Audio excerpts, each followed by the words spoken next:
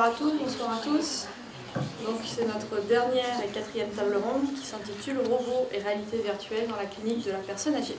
Donc, je vais me présenter très rapidement. Donc, je me nomme Cécile Leloup-Randin, je suis maître de conférence en sciences de l'information et de la communication à l'Université de Caen, membre du CEREV et membre de l'IERHR, et je suis aussi la co-organisatrice de ce colloque. Donc on va parler d'un sujet qui m'intéresse tout particulièrement la robotique et, dans la clinique de la personne âgée. Donc actuellement, l'allongement de l'espérance de vie, l'augmentation de la population âgée de 80 ans et plus, fait naître des besoins auxquels il va falloir répondre. Donc la volonté de certaines personnes âgées de vouloir rester à domicile le plus longtemps possible, le désir des aidants de prendre soin de leurs parents, de leurs conjoints, la nécessité des collectivités locales de s'occuper de plus en plus de personnes âgées avec des budgets contraints, la demande des institutions gériatriques pour des solutions réduisant la difficulté des tâches de leurs salariés, etc., sont autant, et je mets des guillemets, d'opportunités de développement pour les gérontechnologies. Alors, on en parle depuis ce matin, mais les gérontechnologies, ce sont tous les systèmes techniques et solutions d'aide, notamment à la personne âgée. Ça peut être des capteurs de chute, ça peut être des robots, ça peut être la réalité virtuelle. D'ailleurs, la Haute Autorité de Santé préconise la diminution d'usage de thérapies médicamenteuses au profit d'autres types de thérapies, favorisant ainsi l'arrivée de nouvelles technologies. Alors, ainsi, ces solutions technologiques qu'on vient d'aborder depuis ce matin, robots, réalité virtuelle, objets connectés, on n'en a pas assez parlé je pense aujourd'hui, mais il y a aussi les objets connectés, sembleraient être des solutions aux diverses problématiques sociétales que rencontre la gériatrie en France. Mais on peut s'interroger. Et donc, moi je me pose beaucoup de questions sur ce sujet. Est-ce que les robots, est-ce que la réalité virtuelle sont ou la solution? Qu'apportent-ils réellement et concrètement? Qu'attendent les personnes âgées aussi de ces objets, ces nouveaux objets technologiques? Sont-ils prêts à vivre avec eux, à cohabiter avec eux? Et le personnel soignant dans tout ça? Et les familles? Qu'en est-il? Comment les perçoivent-ils? Donc, j'ai plein d'autres questions. Je vous dis, c'est aussi mon sujet de recherche, mais je vais m'arrêter là parce que on va voir si les trois intervenantes vont essayer d'y répondre. Donc, normalement, nous avions 5 intervenants. Voilà, il y a eu quelques problèmes, voilà, des contraintes professionnelles. Donc, dans un premier temps, nous allons accueillir Marie-Belle Pinault. Donc, tu travaillais avec Anne-Sophie Rigaud qui n'a pas pu venir aujourd'hui pour des raisons professionnelles. Tu nous parleras de réalité virtuelle et personnes âgées. Ensuite, on aura l'intervention de Sylvie Willems qui nous parlera aussi d'études sur l'évolution des pratiques, sur l'intérêt de la réalité virtuelle en neuropsychologie, donc le cas évidemment du vieillissement. Et on terminera par la recherche de Marie-Line Carrion-Martineau et Nicolas Baltela qui n'a pas pu aussi venir pour des raisons professionnelles. Et donc, tu nous parleras d'études sur l'évolution des pratiques et des compétences des personnels soignants dans les EHPAD avec un robot compagnon que je connais très bien. Donc, je laisse la parole à Marie-Belle.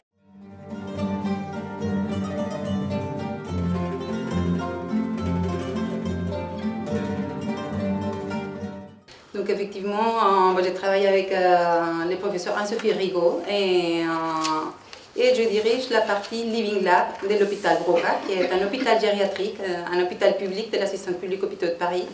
Et nous avons comme mission de participer au développement et à l'évaluation et à la réflexion autour de l'utilisation des solutions technologiques et de façon plus large des médiations psychosociales et d'intervention psychosociale, la médiation technologique, est destinée à un public de personnes âgées. Et particulièrement, nous sommes spécialisés dans le public atteint de troubles cognitifs du type maladie d'Alzheimer et maladie apparentée, puisque l'hôpital Broca a une consultation de mémoire, donc c'est un centre de ressources experts en maladie d'Alzheimer.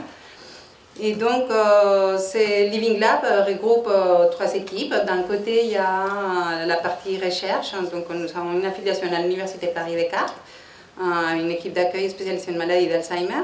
Et en deuxième lieu, donc, il y a une association qui s'appelle les Centres Experts National en Stimulation Cognitive. C'est une association créée à l'initiative de la CNSA qui s'intéresse à l'utilisation de cette technique pour compenser les handicaps cognitifs. Et en troisième lieu, nous travaillons étroitement avec les réseaux des professionnels de l'hôpital Broca et les réseaux connexes. Donc aujourd'hui, je vais vous parler d'une application particulière de la réalité virtuelle. On sait que depuis des années, la gériatrie, c'est un domaine dans lequel il y a beaucoup d'études et des interventions qui utilisent ce type de techniques. Notamment, un domaine qui a été bien étudié, qui est bien développé, c'est l'utilisation de la réalité virtuelle pour l'amélioration de l'équilibre chez la personne âgée. Et pour traiter la peur liée à la crainte de chuter pour les personnes qui sont à risque de chuter ou qui ont déjà fait une chute. Donc il y a un autre domaine qui a beaucoup intéressé les chercheurs dans le domaine de la réalité virtuelle, c'est la sécurité routière, notamment l'utilisation de la réalité virtuelle pour proposer comme un entraînement pour des seniors à la traversée de la rue et à faire une meilleure prise d'information au niveau de la perception et des décisions au moment de traverser la rue.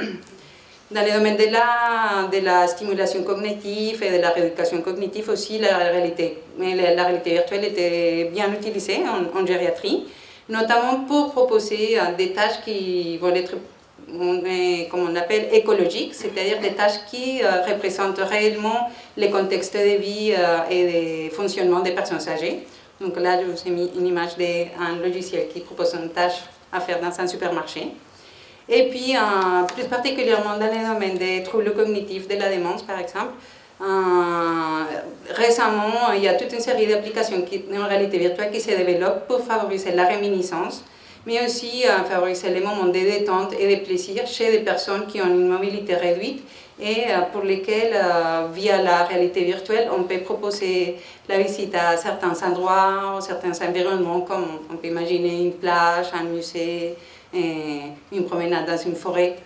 Donc c'est un domaine qui se développe aussi rapidement. Mais le domaine dont je vais vous parler particulièrement, c'est un syndrome particulier, et moins romantique que les promenades en forêt, c'est le syndrome qu'on appelle syndrome de Diogène, ou trouble de l'accumulation compulsive.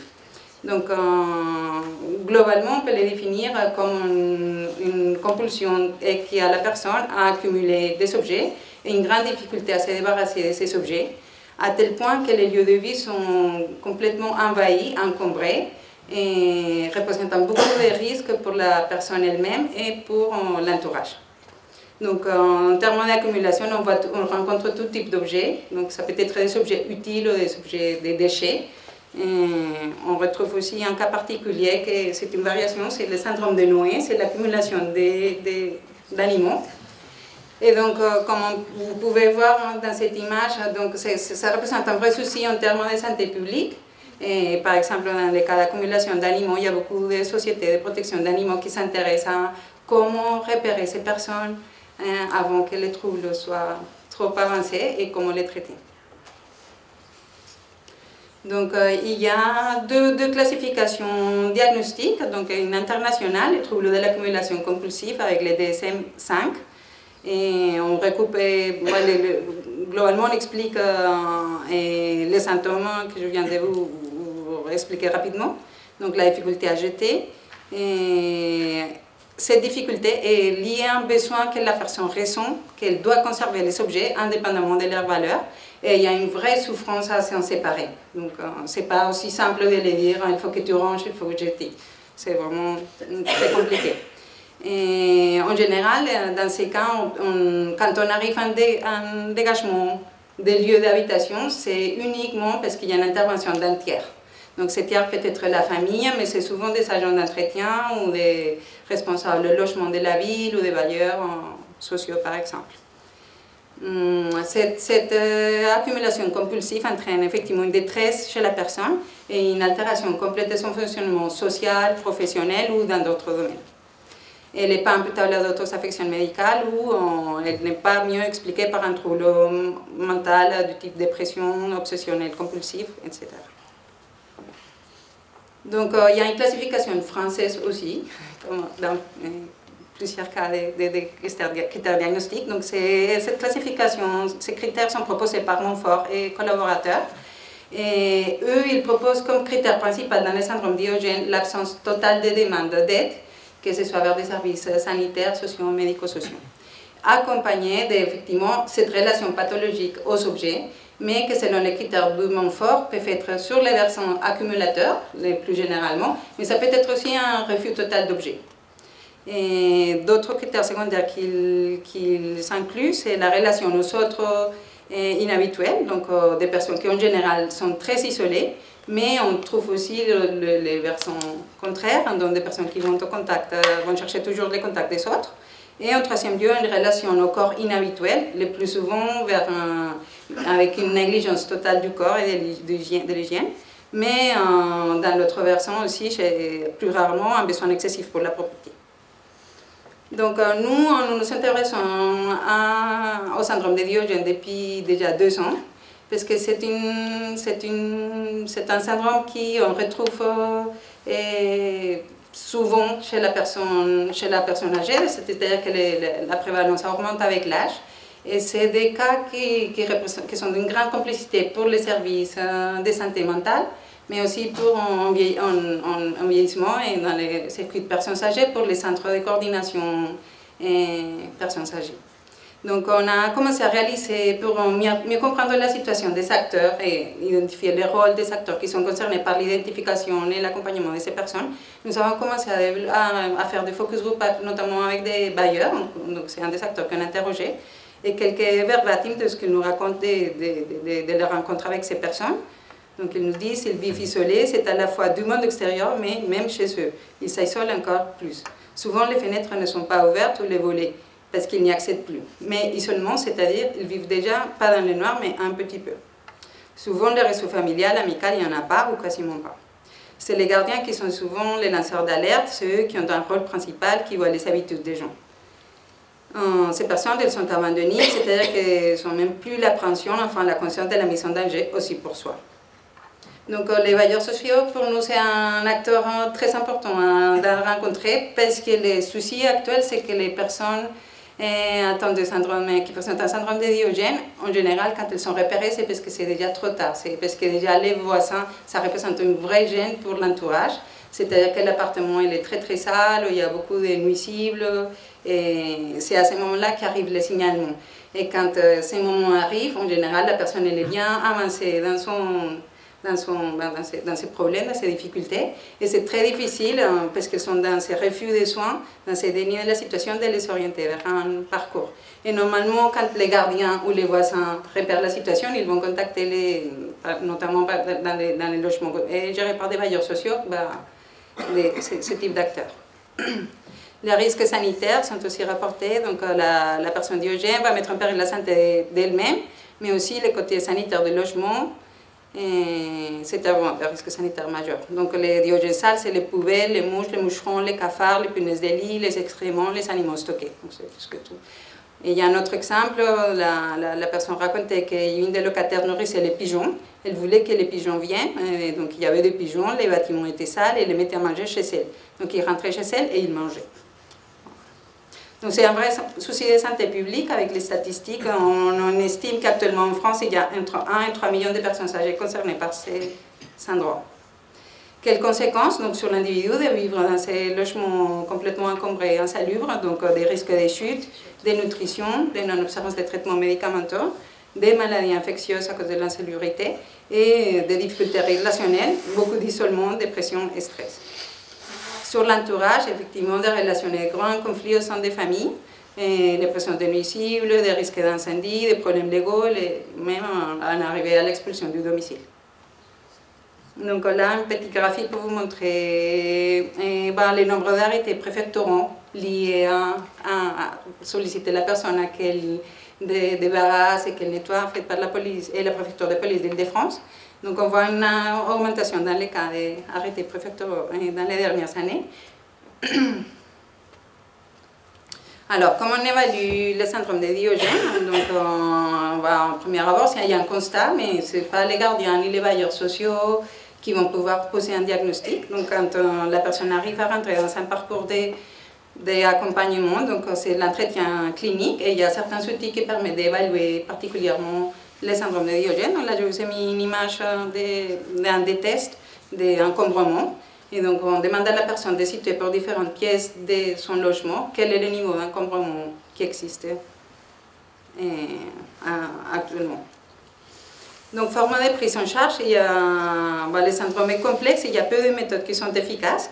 Et on trouve qu'il y a une réponse très limitée au traitement proposé, que ce soit pharmacologique ou non pharmacologique. Un frein important dans la démarche thérapeutique, c'est la nosognosie, donc c'est l'absence de conscience du trouble. Et donc un taux très élevé de l'abandon quand les personnes commencent à être accompagnées.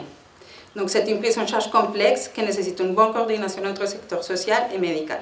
Donc là, je vous ai mis un parcours très simplifié pour montrer un peu ce que ça pourrait donner au niveau du signalement. Donc il y a d'un côté les interventions au niveau logement, par exemple le service technique du logement, et de l'autre côté la prise en charge thérapeutique. Et donc les services techniques de logement, s'ils constatent qu'il y a un endogène à Paris, ils vont prévenir les services sociaux de l'arrondissement et selon l'âge de la personne va être orientée soit vers une structure de santé mentale du type CMP, soit vers une structure de coordination de personnes âgées. Donc nous développons actuellement tout un projet autour de cette problématique, avec un côté de conception et développement d'un outil virtuel qui pourrait aider à accompagner ces personnes dans la prise de conscience et dans les traitements. Et en même temps, nous travaillons sur la création d'une campagne de prévention primaire et secondaire au niveau de Paris, que c'est un projet qui actuellement pour lequel on a le soutien de la conférence des financeurs de Paris. Et notre objectif, c'est de construire un troisième volet qui permettra la validation clinique de cet outil réalité virtuelle que je vais vous présenter. Donc, dans toutes les thérapeutiques testées, et parmi toutes les thérapeutiques testées avec le syndrome de Diogène, une qui présente les possibilités les plus optimistes d'avoir des résultats, c'est la thérapie cognitivo-comportementale. Parce que ces formats de thérapie finalement proposent des objectifs très réalistes et personnalisés et progressifs et dans l'accompagnement et à la personne à la prise de conscience et au débarras progressif de son lieu d'habitation. Donc il y a dans la littérature des exemples des cas plutôt réussis avec des thérapies cognitivo-comportementales faites de façon traditionnelle, qui combine des séances de TCC, des visites au domicile de la personne et puis aussi un côté psychothérapeutique plus classique pour apporter un soutien émotionnel à la personne. Et un des limites dans ces formats de prise en charge, c'est les visites au domicile, parce que les personnes en général sont très réfractaires de laisser rentrer quelqu'un. Et c'est compliqué aussi pour les thérapeutes de se déplacer, surtout les patients.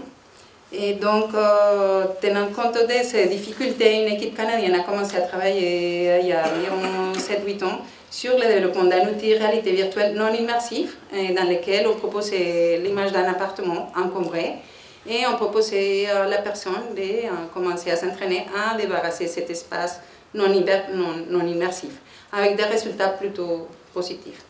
Donc, le docteur Laurent Subonnois a eu l'idée de poursuivre cette piste de recherche des Canadiens et qu'on propose donc un environnement immersif et personnalisé pour voir si ça pouvait augmenter les possibilités de succès. Donc, actuellement, nous travaillons donc sur la conception de l'outil et de la démarche d'accompagnement de la réalité virtuelle, globalement structurée en 4 étapes. Donc d'abord, suite à la rencontre avec les patients, il y a un entretien clinique où on évalue les besoins, l'état de la personne, on évalue ses besoins et ses attentes.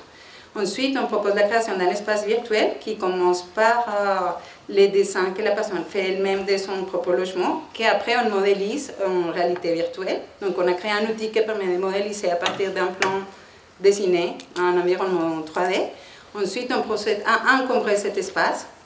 Et une fois qu'on fait la familiarisation de la personne avec l'outil et les équipes de réalité virtuelle, la personne commence à débarrasser. Avec l'accompagnement du thérapeute, on propose des tâches de trier, commencer à jeter. Et donc il y a un sac poubelle dans lequel la personne peut commencer à tout jeter. Puis après, il y a un entretien de débriefing avec les thérapeutes. Et ainsi, actuellement, nous sommes en train de commencer à tester ces dispositifs pour voir comment on peut l'adapter, combien de séances sont nécessaires, comment on peut évaluer les progrès. Donc je vais vous montrer quelques exemples. Là, c'était au tout début, on pensait qu'on devait aller très loin dans la personnalisation des espaces. Et il y a une des personnes qui nous a permis de visiter son appartement et après on a modélisé en 3D son appartement. Mais on s'est rendu compte que c'était très coûteux pour nous de développer tous les appartements presque à l'identique.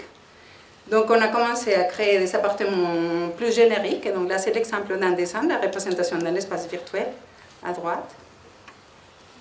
Ensuite, on définit les zones d'encombrement avec la personne. La personne donc, commence à dire à un thérapeute, c'est ici où c'est rempli. Donc, on définit les zones d'encombrement. Et puis, on remplit d'objets. Donc, il y a des piles d'objets qui tombent. Et la personne nous indique quand elle reconnaît que c'est comme chez elle. Et pour moi, ça, c'est l'indicateur que c'est bon et qu'on peut démarrer. Après, donc, on fait les tests avec l'outil. Et puis, après, là, c'est l'image en grande de la personne qui commence à jeter les objets dans des sacs poubelles. Donc actuellement, on a ces protocoles en cours. Moi, je vais vous montrer juste quelques résultats avant de montrer la petite vidéo qui montre mieux les dispositifs. Donc ça, c'était une des patients. Donc actuellement, on suit 6 personnes. Et cette personne, elle nous a proposé de nous montrer des photos de chez elle. Et donc lors de la première séance, c'est l'espace cuisine. Et après, elle nous a montré comment elle avait commencé à ranger. Elle était très fière de pouvoir retrouver et de pouvoir se faire à manger à nouveau, parce que le souci, c'est qu'avant, elle ne pouvait même plus laver ni faire la cuisine. Donc ça, c'était intéressant. Et je vous montre la vidéo, je peux te...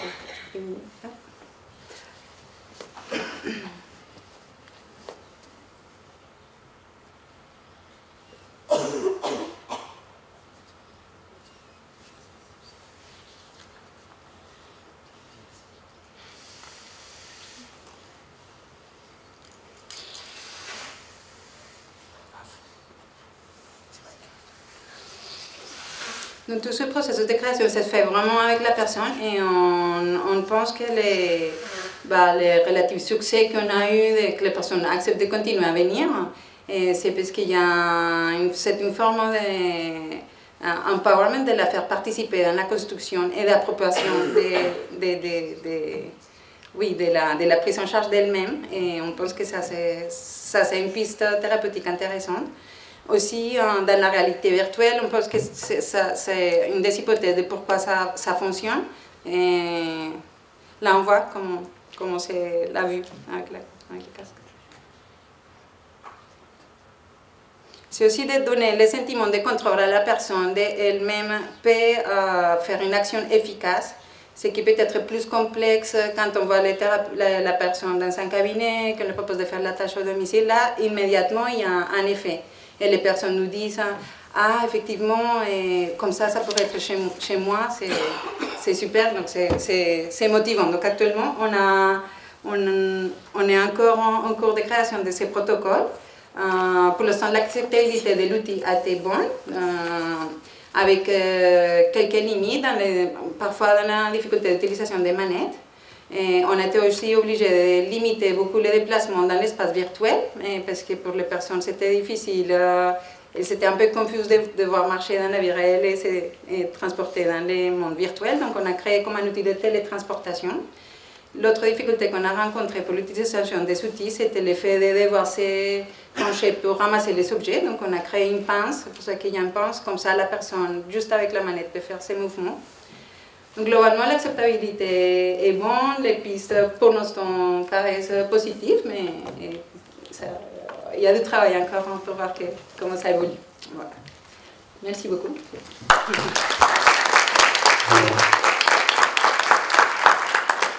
Merci beaucoup Marie-Belle pour cette présentation extrêmement intéressante. Il y aura des questions, c'est sûr.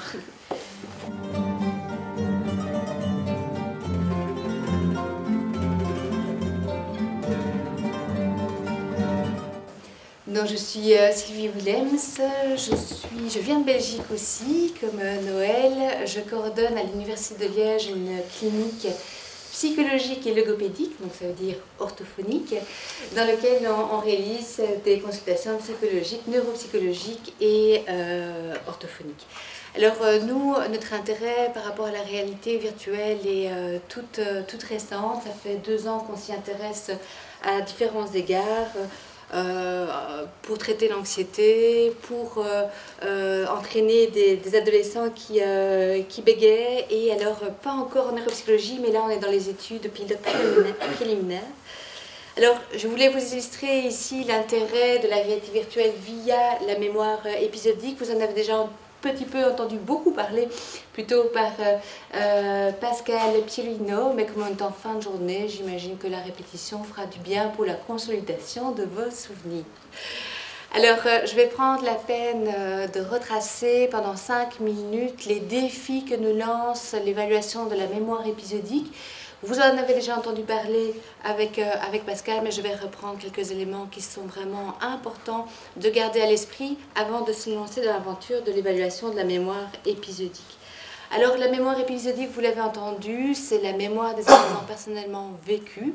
Elle est extrêmement complexe, elle entretient une relation circulaire avec notre identité. John Locke disait déjà au XVIIe siècle, je suis donc je me souviens, donc je suis, on voit bien cette interconnexion. Donc nos souvenirs, ils vont être déterminés par nos buts, nos valeurs, c'est un fait. Et ces buts et ces valeurs vont également nous permettre de découper le flux continu de la réalité. Ce sont nos objectifs qui vont nous aider, entre autres, à découper, à segmenter ce flux qui est constant et à encoder des épisodes en mémoire. Alors, vous l'avez compris avec Pascal, ce qu'on va encoder en mémoire, ce n'est pas juste des watts, ce sont une panoplie d'informations, des localisations, des moments, des émotions, des pensées, des détails perceptifs qu'on va associer ensemble par un processus de binding. Et ce processus de binding peut être affecté et se détériorer avec le vieillissement, justement. Alors, plus on aura d'informations associées dans nos souvenirs, plus on aura un sentiment de souvenir vivace. Alors, vous avez entendu cette phénoménologie du souvenir, du voyage mental dans le temps, est quelque chose qui est important. C'est un marqueur de la mémoire épisodique et il va dépendre souvent de la quantité de détails qui sont associés à nos souvenirs. Comme on est soumis à un flux constant d'informations tout au long de la journée, on va bien évidemment avoir une grande quantité de souvenirs qui peuvent être encodés, mais un certain nombre vont être rapidement effacés parce que, entre autres, ils ne sont pas connectés à notre identité, nos valeurs, nos objectifs. Et c'est donc les souvenirs qui sont les plus importants qui perdureront au fil des jours. L'oubli va prendre quelques temps, hein, ça ne va pas se faire dans les minutes, ça va prendre plusieurs jours parfois. Et c'est cette courbe de l'oubli qui va aussi augmenter dans le vieillissement normal et pathologique. Alors communément, on s'est intéressé d'abord à des facteurs proprement liés au vieillissement, des modifications cérébrales de régions qui sont importantes pour le souvenir, mais on montre de plus en plus qu'il y a d'autres facteurs qui ne sont pas propres au vieillissement, qui vont également influencer nos oublis. Des souvenirs, des facteurs psychologiques avec la motivation qu'on peut avoir dans la vie quotidienne, mais également aux tâches neuropsychologiques, le sentiment d'auto-efficacité qu'on peut avoir, et il y a de plus en plus d'études qui montrent également la menace du stéréotype qui peuvent être particulièrement prégnantes lors d'évaluations neuropsychologiques et face à des tâches de mémoire comme on les utilise actuellement. Et puis il y a des modifications aussi dans les valeurs, dans les objectifs de la personne qui peuvent également impacter le fonctionnement de la mémoire dans la vie quotidienne, mais également à nos tâches. Alors à la question, est-ce que nos outils actuels sont pertinents pour évaluer la mémoire épisodique dans toute sa complexité? Vous aviez déjà la réponse après l'exposé de Pascal, mais je vais revenir quand même sur certains éléments.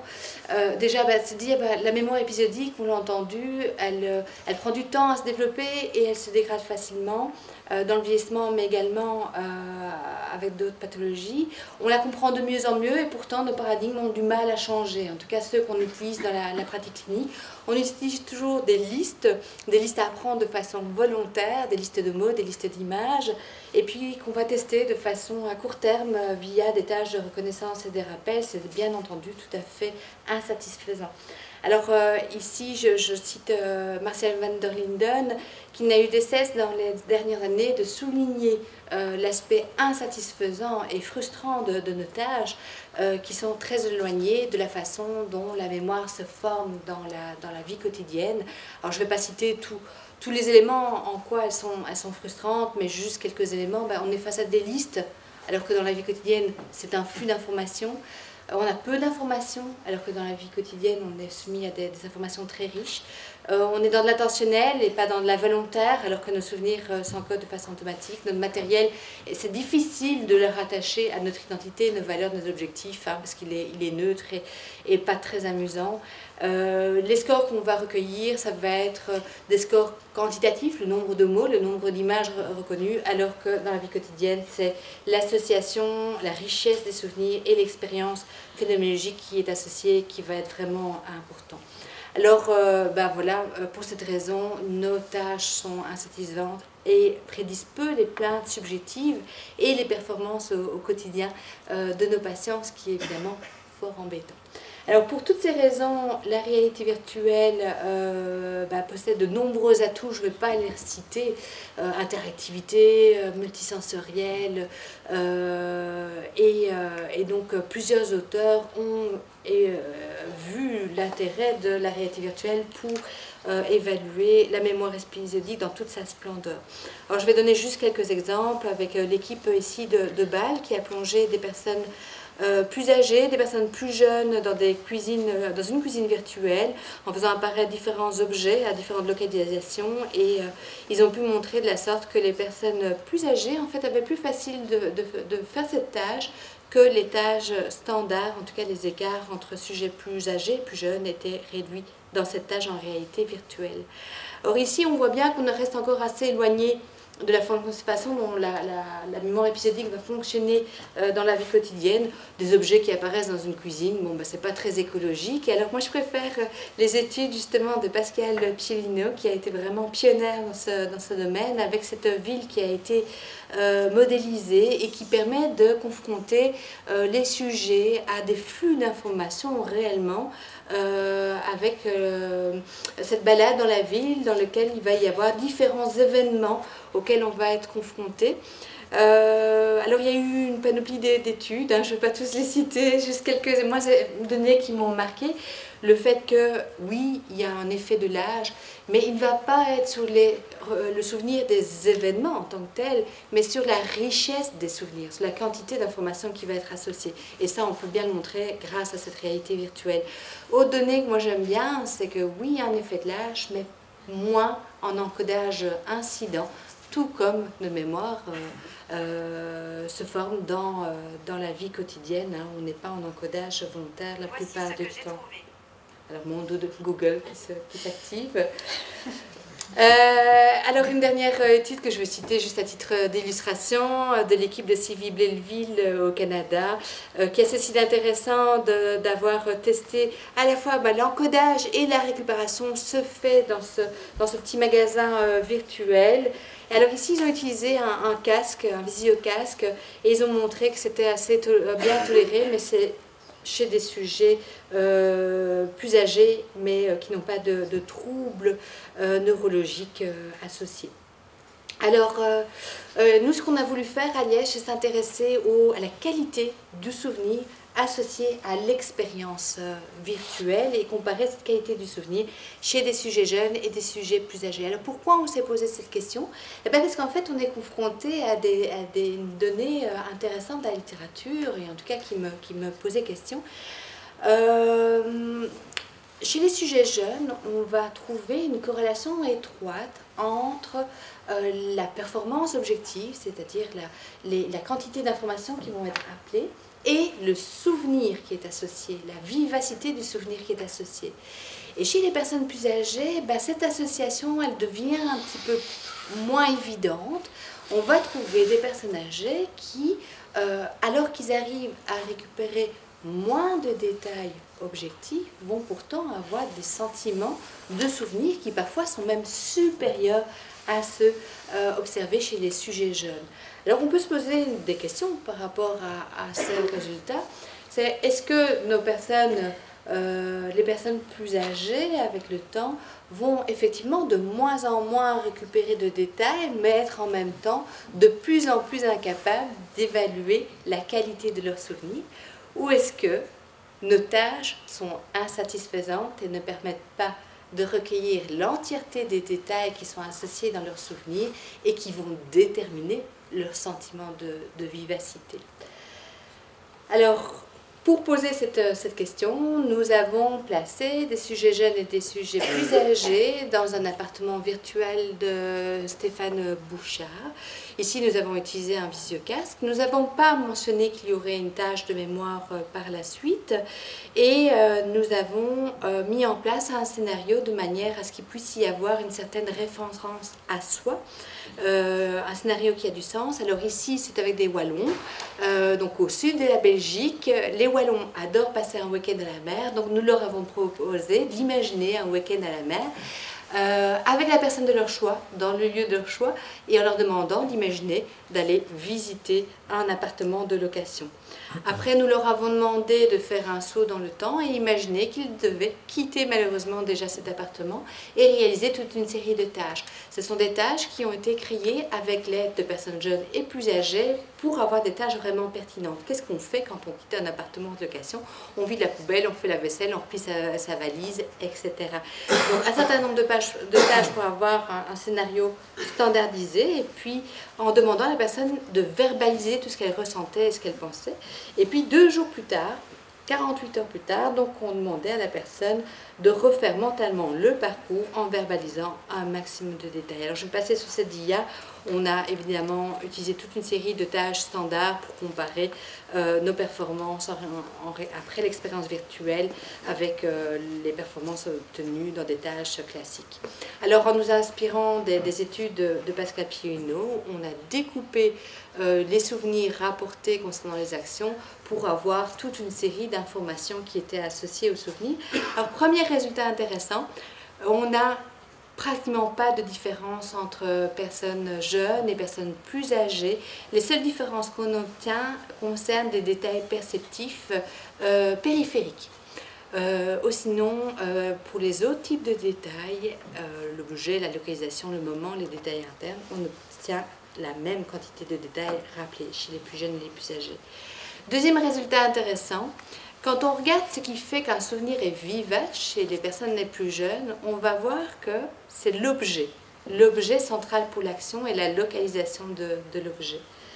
Quand on regarde ce qui fait qu'un souvenir est vivace chez les personnes plus âgées, on remarque que ça va être aussi et surtout les détails internes, les émotions, les pensées qui ont été générées pendant l'expérience virtuelle qui vont déterminer le sentiment de vivacité. Globalement, on remarque que les personnes plus âgées, en tout cas dans ce scénario, font plus de référence à soi, justement. Autre donnée intéressante, on réplique ce qui a déjà été montré dans plusieurs études. La performance qu'on observe après la réalité virtuelle corrèle beaucoup plus avec le sentiment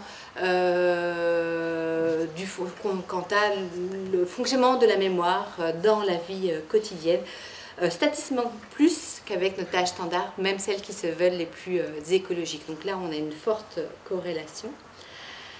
On observe également pas plus de cybermalaise chez nos personnes les plus âgées et le sentiment de présence est même globalement un petit peu meilleur chez les personnes les plus âgées. Alors, autre résultat intéressant, je ne l'ai pas mis ici, la tâche ici génère moins d'anxiété que nos tâches standards.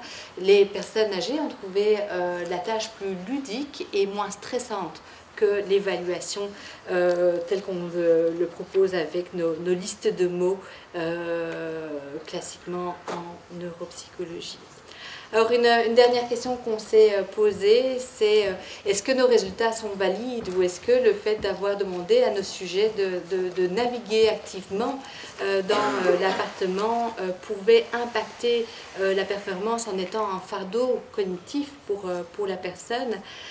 Effectivement, il y a plusieurs données dans la littérature qui semblent indiquer que la navigation active, elle est intéressante, elle va augmenter la performance mnésique, mais il ne faut pas qu'elle soit trop coûteuse, parce que sinon, elle va impacter la performance et on peut retrouver plus d'erreurs de mémoire après une navigation active chez les personnes les plus âgées.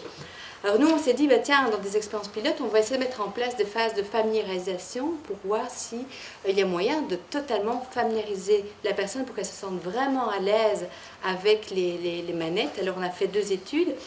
Des collaborateurs à l'université de Bruxelles ont utilisé la Nunchung, donc une manette très simple de la Nintendo. Nous, on a utilisé les manettes de l'Oculus. Alors eux, en non immersif, ils ont observé que malheureusement, même après 20 minutes de familiarisation, on observait encore une navigation qui était plus lente. Donc est-ce qu'elle est plus coûteuse? On ne le sait pas vraiment dans leur étude, mais en tout cas elle est plus lente. Nous, dans une étude pilote qu'on est en train de mener, là maintenant, on demande aux personnes âgées de naviguer après une phase de familiarisation qui a été progressive et sans erreur, et tout en réalisant une tâche de répétition de chiffres très simple. Et malheureusement, on remarque pour l'instant, mais on est vraiment dans les résultats préliminaires, que la performance est plus impactée chez les personnes âgées que chez les personnes les plus jeunes, et ça semble être corrélé avec l'aisance par rapport à la technologie, mais là il faudra plus de données pour le confirmer.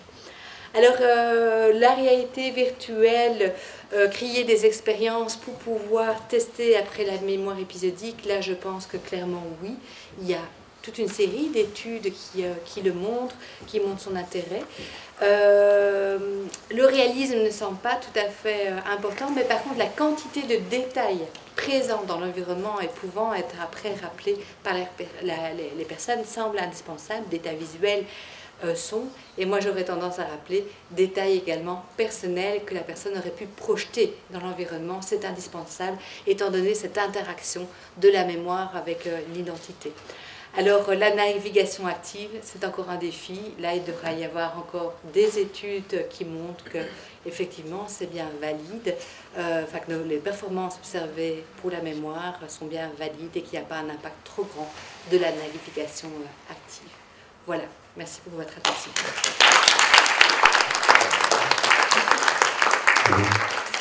Merci pour ton intervention. Tu as même fini en avance. On va se diriger vers la dernière intervention de la journée. Donc c'est celle de Marilyn Carrion-Martineau et de Nicolas Baltenay.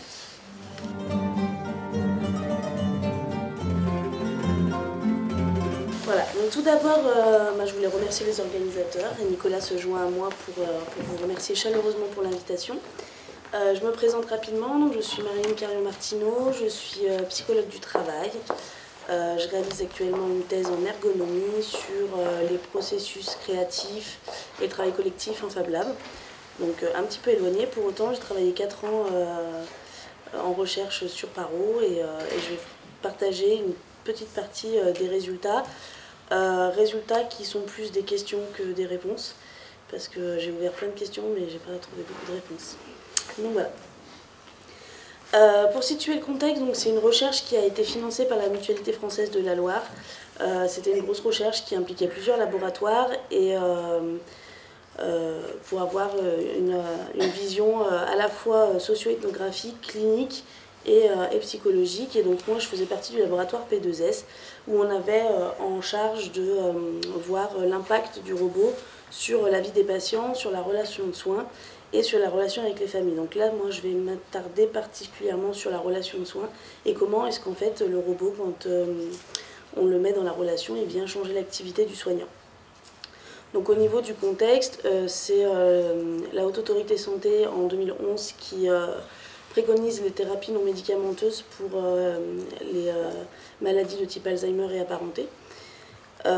Et du coup, ça va favoriser l'arrivée des robots dans l'accompagnement, et donc du robot Paro qui arrive en France en 2014, sachant qu'il a été créé en 1995 au Japon. Les études qui avaient été faites jusqu'à présent montraient qu'il y avait une efficacité sur la communication. Elles étaient principalement japonaises et ou effectués via des tests cognitifs, et du coup on souhaitait à la fois donc s'occuper de la relation de soins, mais vérifier quand même de l'impact sur la communication avec une approche un petit peu plus qualitative, en prenant en compte le vécu des individus dans la situation, et en particulier du coup des soignants sur ce qui nous regarde là maintenant. Donc qu'est-ce que Paro? Donc Paro, c'est un petit robot qu'on voit là, il a une fourrure, il est doux, il est muni de capteurs, de moteurs, de tout un tas de choses, dit-on, une intelligence artificielle. Je n'ai pas été vérifiée, il pourrait a priori apprendre des mots, je ne sais pas non plus. Donc les problématiques qu'on s'est vraiment posées, c'est finalement quelle est l'influence du robot sur la relation patient-soignant, en quoi ces interactions vont être modifiées ou pas, et comment le soignant introduit le robot dans sa relation avec le patient. Donc notre recherche, elle avait une visée à la fois épistémologique et à la fois pragmatique, puisqu'on avait comme mission également de transformer l'activité par notre action.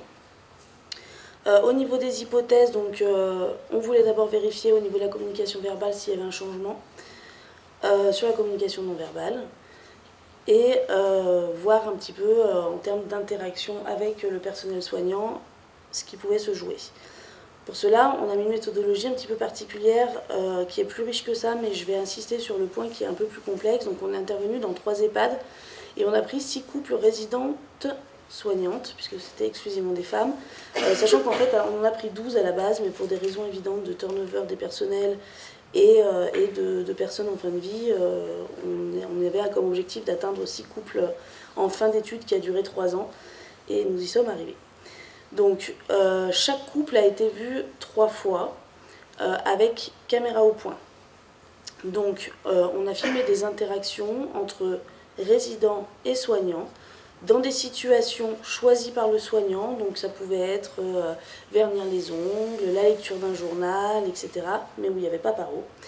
Et 2 autres situations, chacune à 3 mois d'intervalle, avec Paro, pour voir ce qui allait pouvoir évoluer dans la relation.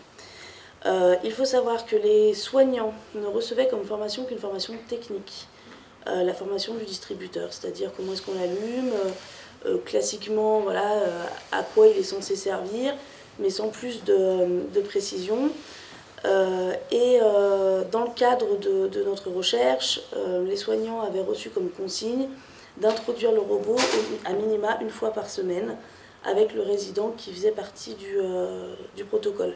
Donc le résident voyait le Paro 1 fois par semaine et nous on venait 1 fois tous les 3 mois. Donc ces mesures, c'était des observations filmées d'interaction face à face, je vous l'ai dit, médiatisées ou non. On a pu les analyser en termes de conversation, en termes d'interaction et en termes de comportement, et surtout, et c'est là un peu l'originalité de la méthode, en entretien d'autoconfrontation. C'est-à-dire qu'une fois qu'on avait réalisé ces vidéos, dans les 48 heures qui suivaient, on les présentait aux soignants et on leur demandait ce qui se passait sur la vidéo, comment elles se sentaient, voilà, ce qui s'était joué à ce moment-là. Donc on voit là, typiquement, la vidéo c'est une mise en abîme puisqu'elle se regarde et on la filme encore en train de se regarder pour avoir vraiment le maximum de données. En termes de résultats, donc je vais rapidement passer sur les résultats en termes de communication. Donc on s'était occupé de la valeur des interactions. On a fait appel à une méthode des juges, donc on était 9 personnes à juger si les interactions étaient plutôt neutres, positives ou négatives. Il se trouve qu'avec Paro, clairement les interactions étaient beaucoup plus positives. En effet, les résidents avaient tendance à énormément se plaindre quand il n'y avait pas Paro, mais quand il y avait Paro, il y avait un petit peu un effet de fascination, et du coup on parlait que du Paro, et c'était et il est beau, il est mignon, il a des beaux yeux, etc. J'ai oublié de préciser, enfin j'ai pas oublié de préciser, mais je tiendrais vraiment à insister sur le fait que la population de personnes âgées, c'est des personnes atteintes de la maladie d'Alzheimer et apparentées. Je dis très rapidement, mais c'est très important parce que du coup, on n'a pas pu mener d'entretien derrière, etc. avec ces personnes-là. Au niveau de l'adressage, quand il y a Paro, forcément, il y a beaucoup de discussions qui se font autour de Paro, donc qui devient l'objet principal de discussion à 60%. Et il y a 18,7% de tours de parole qui sont carrément adressés au robot. où finalement le soignant s'adresse au robot ou le résident s'adresse au robot. Pour les épisodes de confusion, en présence de paro, les résidents montaient 2 fois moins d'épisodes de confusion. On a même eu des résultats un peu surprenants avec des personnes qui ne parlaient pas du tout et qui se sont mises à parler pour la première fois lors de la première observation avec paro, donc la première fois qu'on leur amenait le robot. Donc on voit que, a priori, il y a une communication verbale qui est améliorée. Pour la communication non verbale, donc on a fait pour les 6 couples une analyse des vidéos minute par minute avec voilà, qu'est-ce qui s'y passe en termes d'échange de regards, en termes de toucher, etc. Et on peut voir que quand il y a paro, la résidente est beaucoup plus active. Elle applaudit, elle rigole, il y a des échanges de regards beaucoup plus forts, donc dû déjà à la position, parce que forcément là en plus on a un journal, donc il y a un petit biais, mais à chaque fois c'était il y avait un médiateur, quoi, et ce médiateur, donc c'était soit le journal, soit les ongles, et du coup on se retrouvait dans une position un peu différente, donc c'est un petit biais que je place ici. Mais le fait est qu'il y avait quand même une très forte différence dans les personnes qu'on a pu observer, pour les personnes qu'on a pu observer. Donc, pour les personnes qu'on a observées, il y a une communication non verbale qui est améliorée. Du coup, on a regardé un peu les stratégies d'interaction et on s'est rendu compte qu'en fait, une des grandes stratégies des soignantes, c'était finalement d'orienter les discussions. Elle orientait les discussions, dans plusieurs cas, quand elle voyait de la tristesse. Là, j'essaie de faire diversion puisque je vois qu'elle commence à avoir les larmes aux yeux. Orienter les discussions quand il y avait un silence, parce qu'après, je pense que le silence, il peut s'installer plein de choses derrière, et je n'aime pas, ça peut être négatif. Quand il y avait de la confusion, là, elle était en train de me parler de sa maman, alors qu'on sait très bien que voilà, sa maman n'est plus là. Je vais essayer de la ramener voilà, dans la réalité des choses. Ou quand il y avait de l'incompréhension, des personnes qui articulent mal. Tu vois, des fois, j'essaie de comprendre ce qu'elle me dit, donc, et après, tu vois, j'y arrive pas, enfin, même si je lui demande plusieurs fois, et du coup, je pars sur autre chose. Donc on pouvait imaginer, au vu des résultats précédents avec les interactions qui étaient largement dirigées sur paro et à propos de paro, qu'on allait se retrouver avec une facilité de l'activité de soignant dans l'accompagnement, puisque finalement, pour leur stratégie qui semblait la stratégie principale, enfin qui est la stratégie principale en tout cas des soignants qu'on a observés, et ben, on allait recentrer sur le robot paro, et c'est ce qui se passait, et que du coup c'était plutôt une ressource. Et donc là, normalement, j'ai une petite vidéo, mais on va tester. Et donc cette vidéo a pour objectif de montrer en fait que vraiment, dans la discussion, le robot devient l'excuse, en tout cas c'est par lui qu'on essaye de stimuler. J'ai fait une bêtise. Pourquoi j'ai fait un diaporama ?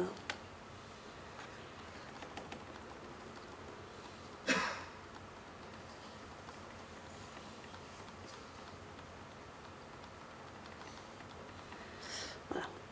Je retente.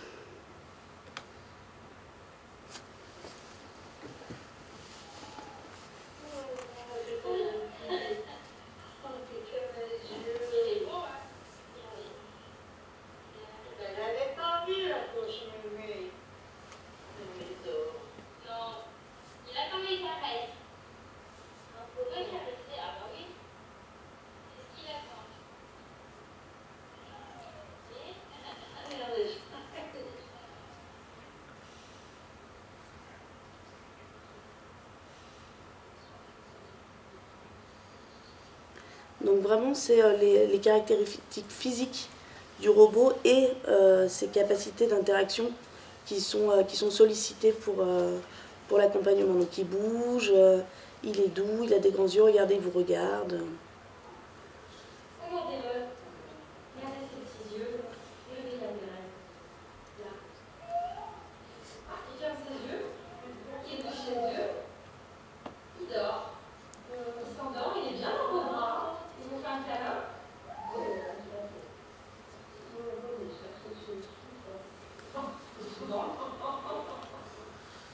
est affectueux, hein. Donc, oh, magie. Donc du coup, on était arrivé à ce moment-là de l'analyse des données en se disant, finalement, c'est vraiment une ressource et c'est plutôt chouette. Pourtant, quand on interroge les soignantes se décrivent comme moins spontanées en présence du robot. Alors que nous, on se disait, bah, c'est super, elles n'ont même pas besoin de réfléchir, finalement, hop, elles redirigent sur le robot et ça marche tout seul. Et elles déclarent même préférer se mettre en retrait. Donc il y a quelqu'un qui me dit, le meilleur c'est de rester en retrait, en fait, je trouve.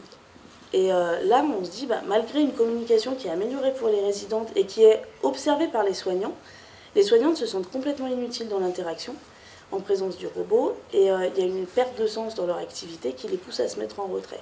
Et elles choisissent même, et elles me confient en dehors de la caméra bien évidemment, que bah, en fait quand il n'y a pas la caméra, elles posent le robot et puis elles s'en vont, et elles vont faire autre chose.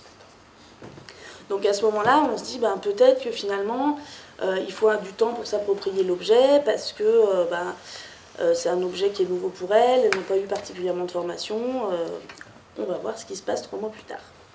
Mais du coup, 3 mois plus tard, et ben en fait, c'est pire, puisque il y a carrément de la concurrence entre les soignants et le robot. Quelqu'un me dit, c'est mon ennemi, en fait, c'est mon concurrent. Elle le regarde tellement en souriant que j'ai l'impression que sa relation avec Paro est plus importante que la relation que nous, on a ensemble. Et du coup, il y a vraiment une confusion entre le ressenti positif qu'elles peuvent avoir pour le robot, le plaisir qu'elles constatent pour la résidente et leur sentiment d'inutilité. Donc, il y en a une qui me dit, moi je suis attendrie quand il me regarde avec ses yeux, donc elle ressent quelque chose pour cet objet. J'aime bien la voir comme ça avec lui, tu sens qu'elle apprécie, donc vraiment elle constate que pour la résidente, il y a quelque chose qui se passe, mais je ne sers pas à grand chose en fait. Donc là, ça vient quand même parler de la perte de sens au travail, et c'est quelque chose d'assez important. Mais on a laissé faire, et on a attendu de voir 6 mois plus tard. Et 6 mois plus tard, on a été assez satisfait de voir que finalement les soignants ont mobilisé des ressources internes qui leur permettaient de s'approprier le robot, d'en faire quelque chose, parce qu'elles avaient observé qu'il y avait quand même quelque chose qui se passait pour le résident. Et ce qu'elles ont fait, c'est qu'en fait, elles l'ont plus centré. Elles l'ont simplement utilisé comme un outil de médiation, comme il devait être. Et du coup, c'était beaucoup plus facile parce que le robot était à côté et n'était plus le centre de l'attention. Et la deuxième chose, c'est que utiliser Paro, ce serait rentrer dans une sorte de jeu, donc je vais vous expliquer tout de suite. La première chose, c'est accepter de laisser l'activité de circonstance, parce que dans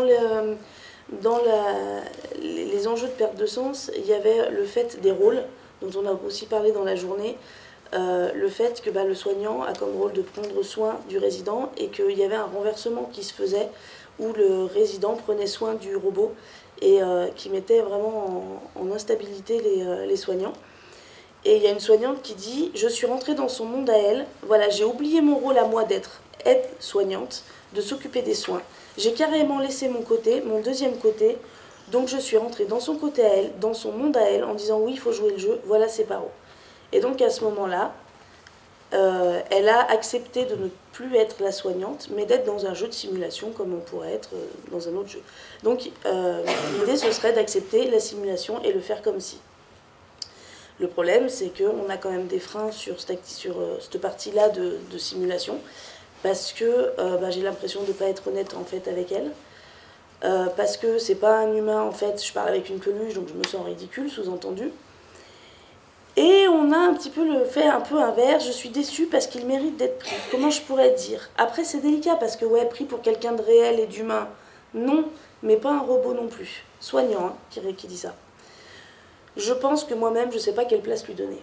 Donc clairement, il y a un souci de place par rapport à ce robot qui vient mobiliser chez les personnes quelque chose entre le vivant, le non-vivant, on ne sait pas trop. Il y a une dame qui m'a dit, une personne âgée mais qui n'était pas atteinte de troubles cognitifs, qui m'a dit c'est pas un être réel mais ça n'empêche pas de l'aimer.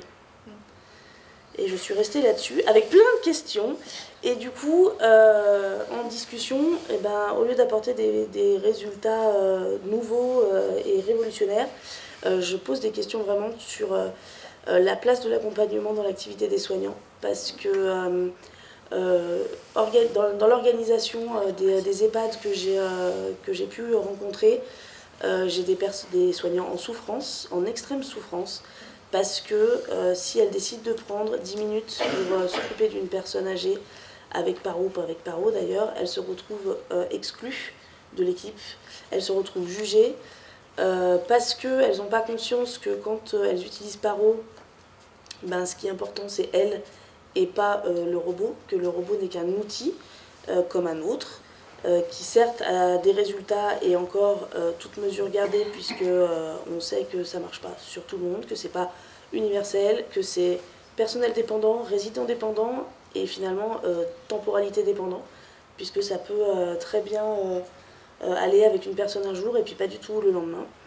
Et ça vient aussi travailler la question de l'infantilisation avec les soignants, qui est aussi une question qui serait intéressante à aborder, parce que on sent que le robot peluche, ça vient travailler cette question-là, et que j'ai l'impression qu'en tout cas les équipes de soins que j'ai rencontrées n'étaient pas du tout au clair avec ça, avec des actions et des activités qui sont cachées aux familles, qui sont cachées aux directions, parce qu'elles sentent bien que telle personne a besoin par exemple d'un poupon et que c'est pas accepté. Alors c'est de plus en plus accepté les poupons, il y a des EHPAD qui l'utilisent ouvertement, mais il y a plein d'EHPAD qui l'utilisent de manière cachée.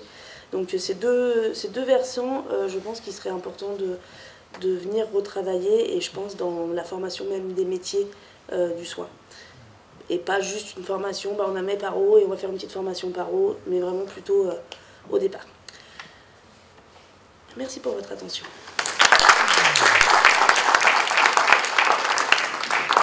Marine, je te remercie pour cette intervention, parce que ça vient évidemment faire écho à mes recherches et va dans le même sens, donc je suis rassurée. Je ne produis pas des bullshit news, pour citer Dominique Caron, donc c'est bien. Donc oui, c'est extrêmement intéressant. Donc j'espère que les questions vont être nombreuses. Ouais. Donc Serge.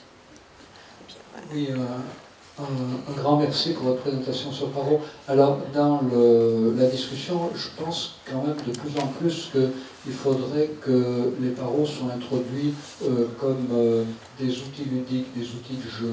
On va jouer ensemble. Et sitôt qu'on introduit le paro comme un instrument thérapeutique, je pense que c'est là qu'on entre dans les écueils que vous avez évoqués. Alors toute la difficulté, évidemment, à partir de là, c'est de faire accepter que les patients et les soignants puissent jouer ensemble et que ça puisse avoir un impact thérapeutique. Ça, c'est notre paire de manches. Mais peut-être que justement insister sur cet aspect-là du paro, ça permettrait d'enfoncer un coin dans la logique des institutions et de faire comprendre que le jeu est thérapeutique et que lorsqu'un soignant joue avec un patient en utilisant éventuellement un paro, eh ben, c'est bon pour le patient et c'est bon pour le soignant aussi et c'est bon pour la relation entre les deux. Voilà. Sinon, j'ai une question pour Marie-Belle Pinault, parce que pour être un adepte des jeux vidéo, je suis toujours frappé du fait que dans les jeux vidéo, les outils les plus lourds ne pèsent rien. Et dès qu'on est affronté à la réalité, on en prend un coup parce qu'on s'aperçoit que tout pèse dans la réalité et que soulever un livre, et ça va, mais en soulever 10 l'un après l'autre pour les mettre dans un sac poubelle, ben c'est dur. Donc est-ce que vous êtes confronté à cette difficulté-là dans le passage du virtuel au débarras réel? Non, pour l'instant, on n'a pas été confrontés. Mais je pense que c'est par nos utilisateurs que c'est tellement nouveau la découverte de cet outil, de ce système, de la manette, de la pince, que ça ne nous a jamais été rapporté sur... Et lorsqu'ils rentrent chez eux pour commencer à débarrasser pour de vrai, est-ce qu'ils sont accompagnés par un soignant? Ou est-ce qu'ils rentrent chez eux et puis ils reviennent une semaine après en disant voilà, j'ai commencé à débarrasser? Oui, c'est ça. Pour l'instant, ça a été comme ça, mais justement, c'est cette modalité, ce type de modalité, c'est ce qu'on est en train de définir. Est-ce que c'est possible de les accompagner? Mais quand on a commencé à faire les photos chez les personnes pour modéliser à partir des photos, on n'a pas eu beaucoup de succès avec que les gens acceptent que l'équipe vienne. D'accord. Mais donc ils commencent à débarrasser pour de vrai, puis ils font des photos de chez eux, puis ils vous les amènent. Oui, tout à fait. Et personne n'a dit, oh là là, c'est lourd, c'est fatigant, vous n'avez pas eu de remarques comme ça, ils n'ont pas demandé d'aide. Non, pour l'instant. Merci. Oui, alors c'est vrai que pour revenir sur le paro aussi, merci à tous les trois quand même pour votre intervention. Ce qui m'intéresse beaucoup dans cette histoire, c'est que moi je remarque qu'à chaque fois qu'on discute entre chercheurs qui bossons sur la question des robots, que ce soit dans l'autisme ou auprès des personnes âgées, généralement, on est quand même beaucoup à avoir beaucoup interagi avec le robot avant de l'utiliser. Et c'est très intéressant du coup de s'intéresser un peu à des aides-soignantes qui finalement ont été, enfin c'est même pas une formation comme vous l'avez dit, on les a juste présentées en fait rapidement. 3 heures. Et en plus sur 3 séances, donc 3 heures. 3 heures en 3 plus, heures. voilà, donc c'est pas grand chose. Et du coup, moi la question que je me pose c'est, est-ce que, parce que je connais pas le paro, j'ai jamais interagi avec, est-ce qu'il y a un moyen d'entrer un petit peu dans le code du paro? Parce que moi ce que j'ai remarqué avec le NAO, à toutes les personnes à qui je le présentais, c'est qu'à partir du moment où on est capable, pas seulement d'interagir avec lui, mais d'en faire quelque chose, donc de le contrôler, de le gérer, à ce moment-là, on remarque que le thérapeute devient beaucoup plus à l'aise en se rendant compte beaucoup plus facilement que c'est une machine. Et ça, je pense que c'est quelque chose d'important.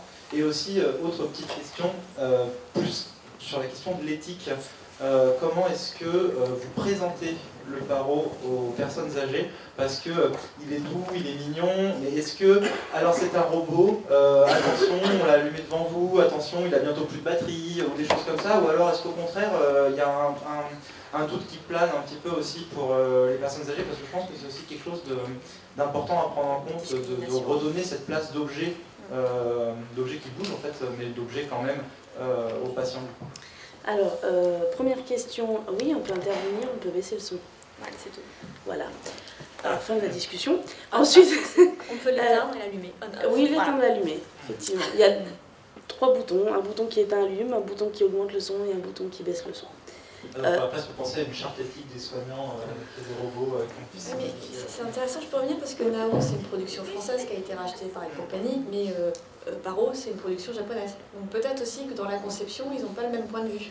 Dans la conception française, peut-être plus d'ouverture, on peut intégrer, on peut... Non? Alors c'est peut-être une piste, hein, c'est peut-être une question. Non, les objectifs de Paro étaient complètement différents en fait. Ouais. À la limite, on pourrait presque le considérer, c'était limite pas un robot, quoi. C'est limite pas un robot en fait. Et ça a été fait exprès de faire un phoque, hein, vraiment, parce que personne sait, tout le monde sait ce que c'est qu'un phoque, mais personne n'en a vu en réalité. C'est ça l'idée. Du coup, personne ne connaît et est capable de dire quel est le bon comportement d'un phoque. Mais pourtant, c'est tout ce que c'est. Moi, j'ai bien aimé la présentation, c'est surtout sur le... En fait, vous n'avez pas parlé de résultats, je pense qu'il y a quand même des résultats qui sont importants. C'est plus sur le fait du retrait, en fait. Et ça, je crois que c'est fondamental. C'est plus l'écosystème qu'il faut penser directement, plus que le robot. Ça pourrait être le NAO, ça pourrait être même le meilleur robot du monde. C'est montré, mais de manière systématique, c'est pas le robot qui fait... et dans la science de l'éducation, c'est vrai, c'est l'activité qui fait, c'est pas... Du coup, juste pour répondre peut-être à la deuxième question qui concernait, je viens de la perdre, je l'avais il y a 2 secondes. L'éthique... oui, pour la présentation, etc. Nous, dans la recherche, on a fait le choix, et moi c'était volontaire parce que j'avais déjà travaillé l'année d'avant spontanément sur le robot Paro et que j'avais vu que c'était une problématique. J'ai voulu voir ce qui se passait naturellement. C'est-à-dire qu'aujourd'hui, quand il est mis dans un EHPAD, qu'est-ce qui se passe? J'avais pas envie d'intervenir et de faire des préconisations. Donc, selon les personnes, il y a des personnes qui l'ont présenté sans rien dire en disant c'est Paro, voilà. Des personnes qui insistent toutes les 2 secondes, alors le robot, etc. Ah bah là il va bientôt avoir plus de batterie, on va aller le charger, etc. Ça dépend vraiment des soignants et du coup dans le protocole, nous on l'a pas du tout pris en compte. Dans le sens où ça n'a pas modifié en fait, les résultats qu'on avait, peu importe comment il était présenté. Pour autant, je pense que tout à un moment donné précise que c'est un robot. Toutes viennent quand il est allumé. Et voilà. Donc on n'a pas, mais c'est quelque chose qui aurait été intéressant de continuer d'explorer parce que enfin, souvent Serge Tisseron il en parle de la préconisation d'arriver qu'il soit allumé, que la personne prenne vraiment conscience qu'elle est face à un objet. Et c'est vrai que le Paro a cette particularité qu'il est fait pour émettre le doute, clairement. Et voilà. Donc c'est à continuer d'explorer.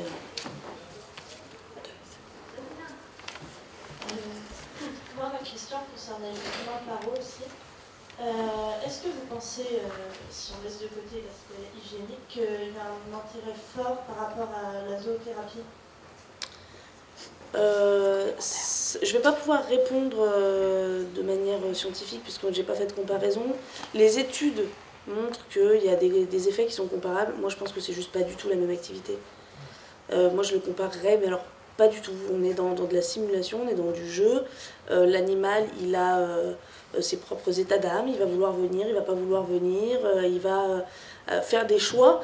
Paro, il n'a pas le choix. On le met sur la table, on lui demande pas son avis. Enfin, et encore heureux. T'es content, Paro, d'être là? Enfin voilà. Donc pour moi, ça n'engage que moi, je ne comparerais pas Paro à un animal en termes de thérapie. Et c'est ce qu'on disait ce matin, Paro, il ne remplace pas, il va compléter quelque chose. Et d'ailleurs, moi, ce que j'ai observé dans l'hôpital où j'ai observé Paro, ils avaient utilisé Paro, il n'y avait pas d'animaux, et suite à l'usage de Paro, après, ils ont utilisé la zoothérapie. Donc, vous voyez, il y a de la complémentarité. Je voulais juste revenir sur les conditions en fait, d'introduction d'une nouvelle technologie. Parce qu'en effet, ça vient d'être un petit peu dit, mais il faudrait pouvoir comparer deux types de conduites de changement dans l'introduction d'une nouvelle technologie. Une conduite de changement sans pré-appropriation avant, c'est ce que vous venez de décrire, ou une appropriation qui n'en est pas une, en fait. Et une conduite de changement avec une période d'appropriation par les acteurs eux-mêmes de l'introduction d'une nouvelle technologie pour constituer ces acteurs en un acteur collectif autour du protocole de soins, c'est-à-dire avoir une approche systémique. Je vous dis ça parce qu'il y a des années, le service national des messageries à la SNCF était passé du traitement manuel des colis à un traitement automatisé avec un code barre des colis. Et quand j'avais interviewé des gens, il n'y a eu aucune conduite du changement. Et une personne m'avait dit, désormais, je me sens comme une vieille pantoufle crevée. Et ça m'a fait penser à ça, votre histoire. C'est-à-dire, si on ne crée pas les conditions de constitution de nouvelles représentations de mes pratiques dans l'introduction d'une nouvelle technologie, je peux me sentir complètement marginalisé au bout d'un moment. Donc voilà, je pense qu'il faudrait faire cette étude pour mesurer l'incidence d'une vraie conduite de changement préalable à l'introduction d'une nouvelle technologie. Clairement, je serais très intéressée de le faire, s'il y a des financeurs, quelque part. Oui, je pense que vous avez tout à fait raison, et c'est les conclusions de l'étude, en fait. C'est que on a étudié quelque chose dans son état naturel volontairement, mais aussi un peu avec provocation, pour dire, mais c'est bien beau de mettre de la nouvelle technologie de partout, pour dire d'en mettre, mais si c'est pas construit, si c'est pas accompagné, etc., bah voilà quoi. On constate. Et voilà. Y a-t-il d'autres questions?